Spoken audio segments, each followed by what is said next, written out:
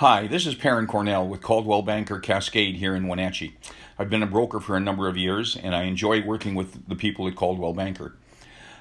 Some things you might want to know is Coldwell Banker is the largest firm in the region, and we have the largest market share in the region, something over 16%. During the month of August, we closed about 85 transactions, of which I had 10% of that.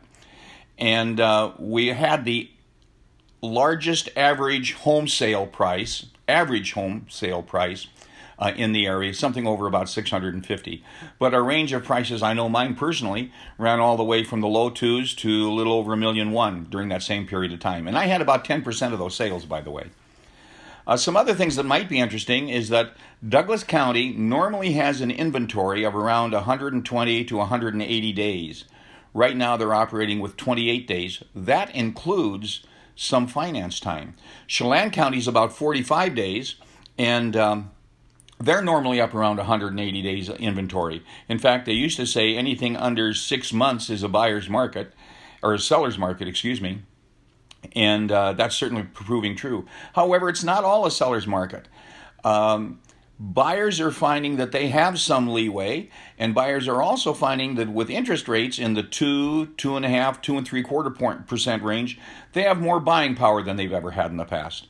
So those are all good things. If you're interested in buying or selling, give me a shout at Coldwell Banker. I'll be happy to help you out any way that I can. Some additional information you might not know about me. My family came here, my dad's family came here in 1918. My mother just a few years later. My grandfather was mayor of Wenatchee in the 1920s.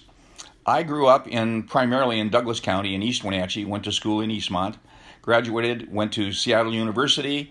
Graduating Seattle University, I went into the service, served a stint in the service, getting out as the commanding officer as a captain of Battery C, 3rd Battalion, 84th Field Artillery. I came back to Wenatchee and went to Portland State University Graduate School for accounting. Finishing that, I came back home again and went to work with my dad, who had a CPA firm here in town. After a couple years there, I ended up taking a job with a mortgage banking firm in Seattle. It was actually one of the largest mortgage banking firms in the country. I worked with them a number of years and rose to the rank of vice president.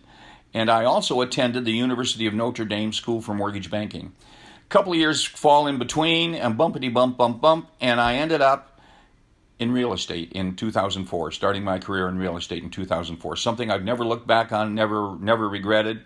Neat thing about real estate is you're almost always dealing with happy people, and that's kind of a nice thing. Now, I wanted to share something with you, but outside of that relates to my history. You see, my grandfather was born in Michigan. He lived for a time in Washington, D.C., where his father, Charles Cornell, was the chief tracer for the architect of the United States. Remember, they didn't have copy machines then, so that's what the tracer did, and they corrected errors while they were doing it. He had a knack for that kind of thing, and he actually did a lot of work for the remodel of the Supreme Court building. And my grandfather talks about playing in that building and also in the rotunda of the Capitol. Anyway, my great-grandfather did a art piece that he passed down to his son and his son to his son and his son to me, which I have now and I'd like to share with you. It's some advice for building from the 1800s, mid-1800s.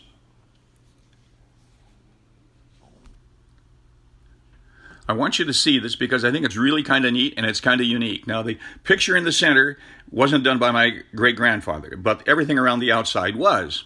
All done by pen and ink. Pretty remarkable piece, and if you read the columns, which you probably can't at this area, at this closeness, but what it says is, when we mean to build, we first survey the plot, then draw the model, and when we see the figures of the house, then we must rate the cost of the building, which, if we find out our ability, what do we do then but draw anew the model, and with fewer offices, or at least cease to build at all.